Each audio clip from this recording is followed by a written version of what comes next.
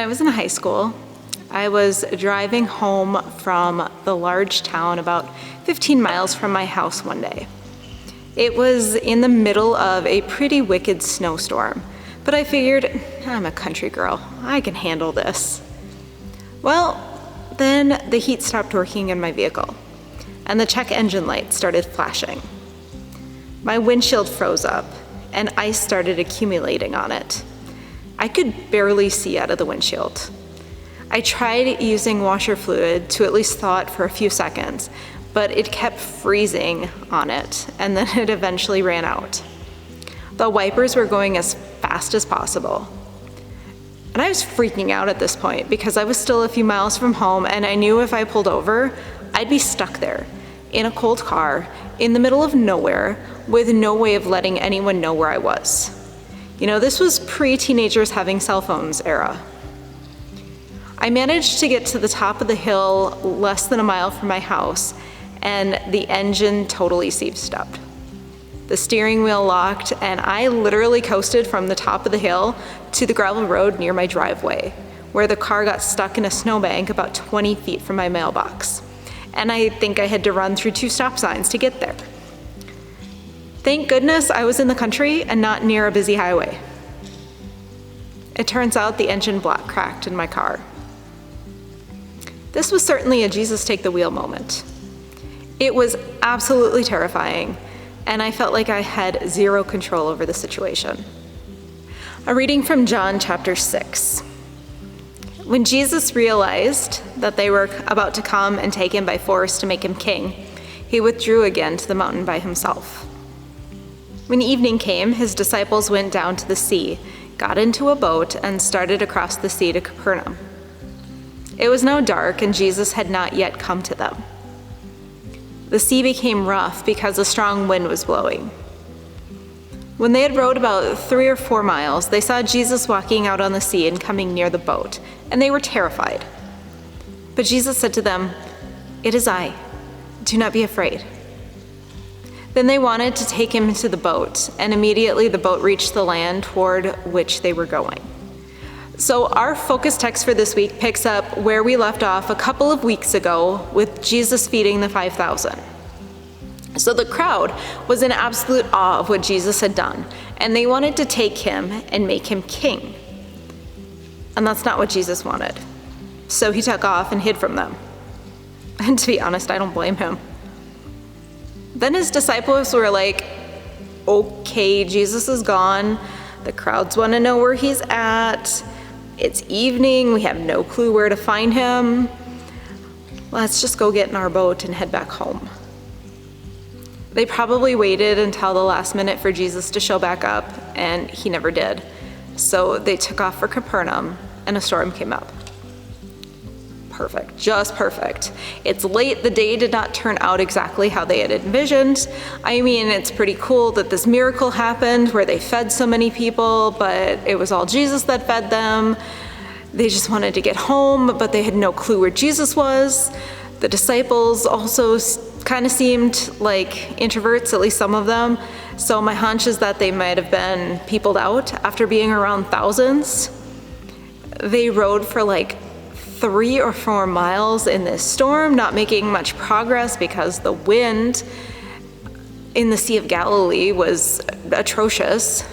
The Sea of Galilee is one of the lowest freshwater lakes in the world, sitting around 650 feet below sea level, which causes some wicked storms to pop up in the evenings. And then they see Jesus walking across the water, walking on top of the water. And they were terrified. They were tired and they were terrified. And Jesus said, "It is I. Do not be afraid." And they immediately wanted Jesus in the boat with him.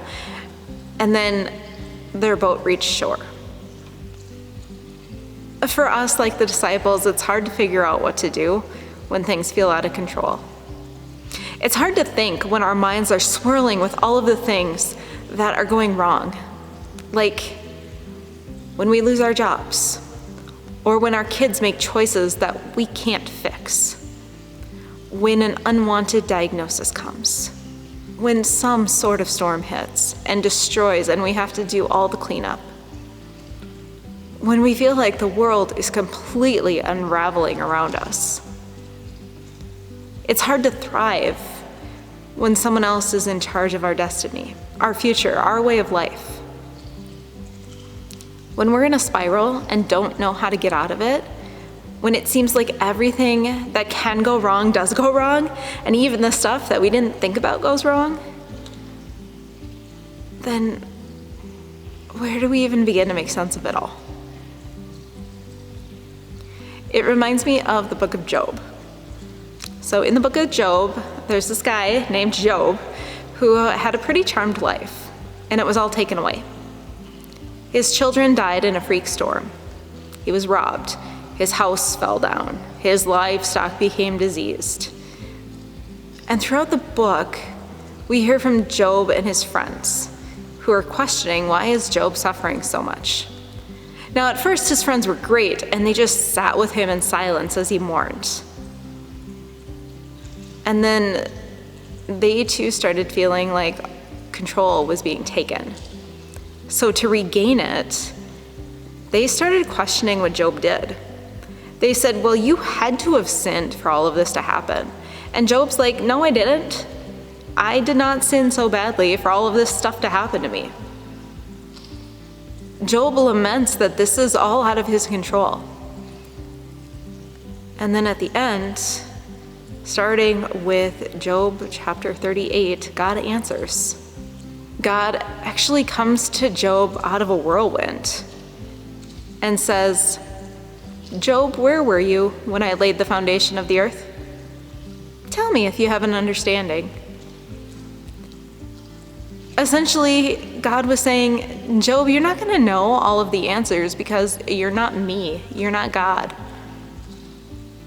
In fact, God doesn't even tell Job why all of these things happened. Instead, God reminded Job of who God is and where God was. It's God saying, you may not know all the answers, but the things that are beyond your understanding and control are not beyond God's. And then later on in Job, God says, who shut in the sea with doors and said, thus far shall you come and no farther? So God's saying to Job, I create boundaries in this world, not you. And then we see in our John text, Jesus quite literally walking across the sea, crossing those boundaries that God set, because Jesus is God in human flesh. So when things were out of control for the disciples, Jesus came to them. When things feel out of control for us, God comes into the storm with us. God doesn't call out to us from a distance. God doesn't control us from the sky like puppets on a string. No, our God comes down to us and walks next to us in the storms, reminding us that we're not alone, reminding us not to be afraid. We as human beings like to be in control. We plan and prepare for things. We try to think of all the possibilities that could go right, that could go wrong. We try to have things figured out. Then we get caught in a storm and realize some storms we can't plan or control our way through. Instead, we have to trust that God is with us in the midst of the storms still churning and the wind still blowing. God answered Job out of a whirlwind. Jesus walked on water in a storm, in the wind, to the disciples as they were terrified on the boat. We all have moments and seasons where life feels completely out of our control. But those moments are never beyond the control or presence of God, who walks with us always. And this is the good news for today. Thanks be to God for it. Amen.